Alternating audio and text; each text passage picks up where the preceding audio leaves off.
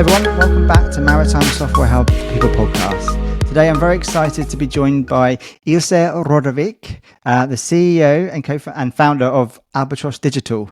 I hope I pronounced the name wrong. My apologies if I got it wrong, but thank you so much for joining us, and I'd love it if you could introduce yourself. Thank you, Callum. You pronounce it excellent. Ilse Rodewijk. It's a Dutch name, so you could work on your rolling R a little bit more. But thank you very much for having me. I checked the lineup before me, and it's very impressive. So I'm honored to be here. Thank you. My background is a civil engineer from TU Delft. And I worked at Heerema Marine Contractors for over a decade. So that's where I got my experience in operations. I was in shipbuilding. I did project preparations and execution and tendering. That's my adventurous mind, I would say. A few years ago, I followed my adventure again, and I quit Heerema, and I started my own consultancy to really look for commercialization of innovations. And I ran into two good partners. I already knew that I wanted to build my own business, and consultancy is nice, but it needed to have some technical content. I ran into Nico van der Kolk and Erik Verboom. And that's how AlbatrosDigital started, because we really work well together. And Nico has a big experience, a PhD in naval architecture and ship modeling, and Eric is a really fine software developer. So that's how we launched AlbatrosDigital. Yeah, ship performance model. Thank you. Thank you very much. Well, it's a real pleasure to have you on the show. And so what we're going to be talking about today mainly is the topic is redefining vessel performance insights. And I'm really looking forward to diving into kind of the topic of digital twin, how that's being utilized. I'd be really grateful if you could share an overview of AlbatrosDigital and the type of solutions you're building. Yeah, well, thank you for the opportunity. So what we are really doing is vessel performance modeling. So, and we have a really unique approach to that, in the sense that we really build it up based on physics principles first. So we use naval architectural principles to really build the model before we start looking at operational data. And because we do that in that way, we can already provide a model based on an IMO number alone. And then we can build it up as a bespoke model. And if you have operational data, we can really calibrate and tune it to make it even more detailed or accurate according to reality, whatever reality is for you. Yeah. Yeah, fantastic. So what are the type of customers you serve? Are they typically ship owners or shipyards or a mixture? Yeah, so we like to talk to ship owners and operators because they really know their vessels. But our current clientele is mainly other software companies. So that is interesting in the maritime software development, right? To really co-create products. Yeah. Yeah, exactly. And I know we're going to talk about kind of the importance of partnerships in the maritime technology ecosystem at the moment. So that'd be really good to get into. But I'm just going back through your career and your journey. So you've obviously studied and trained as an engineer, and which was giving you some fantastic insights into what you've been building. So what was there anything that kind of caused a transition from kind of doing engineering into sort of business ownership and consultancy? So I love engineering, the technical content and understanding complicated things, but I'm also very much a people person, and that really brought me a bit into the commercial side at Heerema already, because I like to meet new people and really look for that win-win situation where you can really connect your energy to that of somebody else who's really building something nice as well. So that also is how I like to work, right? That you really co-create. And what I said before, I like the adventure. So that's one of the reasons why I started the business. Yeah. Yeah, fantastic. Well, that's similar to us. I guess I started the business by myself, and it was just me working out of my garage initially, and then we kind of scaled it up and have different offices. How long ago? When did you start this business? In 2019. Okay. So I kind of left the sort of shipbroking career and recruitment agency kind of experience in the oil and gas and shipping, and I was working at Clarkson's, the Oh yeah, shipbroker. yeah, I know. I was their internal recruitment manager for a few years, and we started to build their digital solution, C. So after 4 or 5 years, I thought I'd take the leap and start my own recruitment agency that focuses on the maritime software space, and here we are today, basically. Wow, So yeah, so it's a total different experience than being an employee somewhere, I have to say. yeah, exactly. And did you start with a co-founder as well, or was it just Yeah, yourself to so begin it's with? Albatros Digital is me, Nico van der Kolk, and Erik Verboom. Okay, yes, sorry, you And said. yeah, that it really makes sense for our business right now. And what I really like is how we really collaborate so well in what our strengths are. And yeah, that's what also makes me believe so much in our success, because we make something beautiful technically, but also how we work together. It's really, it's also fun, right? A good Yeah, definitely. collaboration, shared vision, and joyful experience. Great, good. Well, I can see the business is doing very well, and yeah, really excited to see how the journey goes. Really, so it's great to, I'll keep you posted, yeah, Callum. sounds good to me. And I guess in terms of, I touched upon it a moment ago, like the big part of your role, it sounds like is having partnerships across the tech space, and obviously the more on the end user side. So, I mean, how do you find from your experience in other industries, perhaps that role of partnerships different? And is there any? Do you find it significantly different in the maritime space? Yeah, so my main experience obviously is from the operator side, and there, Yeah. because you're working with hardware, the development of new IDs and new hardware, it just takes so much time and money, right? So the process is much slower. While in software, you can move really quickly, and what I like so much is that you still can have a really big impact on how operators use their assets. So there is, I think, a big opportunity for digitalization to make the shipping industry way more sustainable. And we of Albatros Digital are very much about the performance models. That is our core, but you need other software suppliers to make it really useful for operators.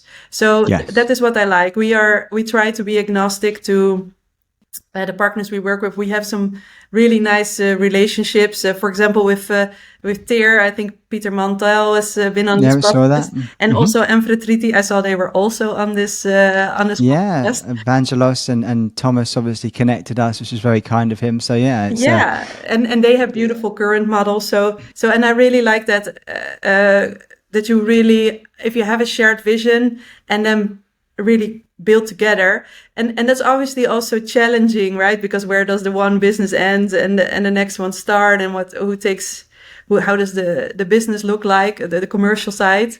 But I enjoy the game of it to make a good solution for all parties involved. Yeah. yeah, okay. And how does that look in reality then? Let's say would another vendor offer certain insights, obviously that they specialize in, whether it's kind of weather routing or some other source of data. How does that typically look like? Well, so there's a big element of trust involved, and I think I always try, as far as I can, to sit in the chair of our client and see how they make their money. So see how our product really helps them deliver. And I think a good relationship is based on trust, what I said before, but also that you share the wins with each other. So you give each other, yeah, in Dutch you have a word, it's called gunnen. It's even with a Okay. and it kind of means that you help each other out, and you're really co-creating, and you're willing to share your profits and your gains in that collaboration. So that is what we're looking for, right? So that both parties win, really. Yeah, that makes sense. And I guess other parties might be able to introduce new end users and new clients as well. So that's another win potentially. Exactly. And that is obviously challenging, but I think as long as we stay very close to the core of our company, that's vessel performance models. That is what we do, and all the other stuff around it. It can be done by other people. We try to also leave that there, right? So we are about vessel performance models. That is Yeah. it could just be clear. What do you do, right? So, well, that's what we do. Yeah, and I would say that that partnership role is becoming very, very popular and more prominent in shipping in particular. And we see it. I mean, we've helped businesses hire head of partnership roles or partnership manager. That type of thing is a great avenue for people that have a very strong, obviously, network in shipping. Maybe they don't have to know the ins and outs fully of a SaaS sales cycle or whatever, but if they can connect people and understand the mission, like you said, it can be a great career path for people. Yeah, and I think it's also very much is how you like to work. Like it's so much more fun, or fun is not the word because that makes it sound too light, but I think you are so much more effective if you manage to get into that relationship with each other where you're not afraid to show what you got and what you can do and really co-create something. So if you can create that environment within your colleagues already, that's awesome. But if you can create that with your partners around you, then you're really winning. I am very convinced of that. At least that's really how I like to work, and it's also related to data in a way, because you see much more that people all of a sudden realize how valuable their data is for operators, for example, of fuel consumption. And there's all these legal constraints now with NDAs from like, how do you trust? What do you do with the data of somebody else?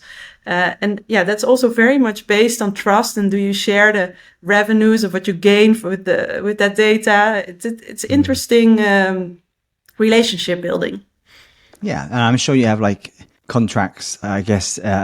If you have a partnership, obviously you have a contract before you go into an agreement and things, which makes sense.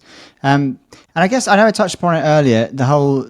I looked through the website and it seems like the digital twin is obviously a big aspect of the business. So I'd love it if you could just maybe give a quick overview of how you see the digital twin kind of technology working in shipping and how perhaps it might evolve in time. Yeah. So our performance models, the two main use cases now is for voyage optimization, but also for maintenance.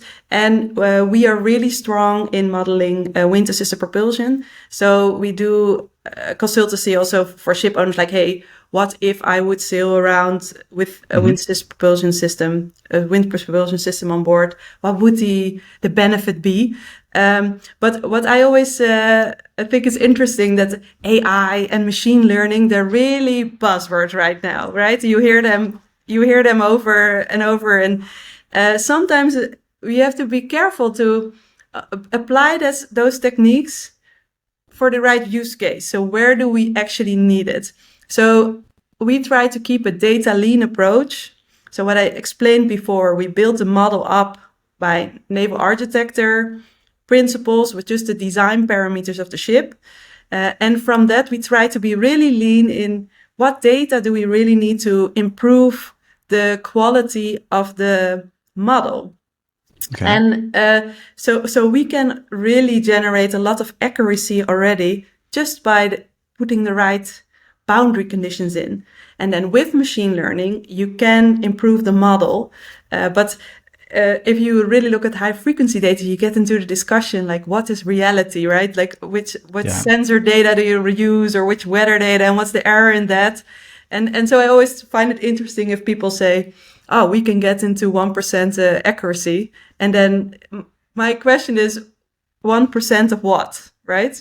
So it's happening a lot. There's a lot happening around the digitalization. Yeah, no, it's a fascinating space. And the more we work and recruit in it, the more kind of interesting areas of it you find. Like even now, for example, our previous guest on the podcast was a company focused on crewing technology, and digitalization is just impacting everything across even payments to mariners and safety and things. So it's there's so much happening at the moment, which is really exciting for everyone involved. Yeah. And I guess then for you then when you do work with partners, I guess. Sorry if this is going back a step. No worries. How do you typically, do you have like a vetting process, or do you look for recommendations, or is it just someone that aligns with your mission and what you're trying to build? Yeah, I think the key thing is if the visions align. And I think it gets complicated if parties want to have in-house modeling, for example, and then so if the boundary isn't that clear.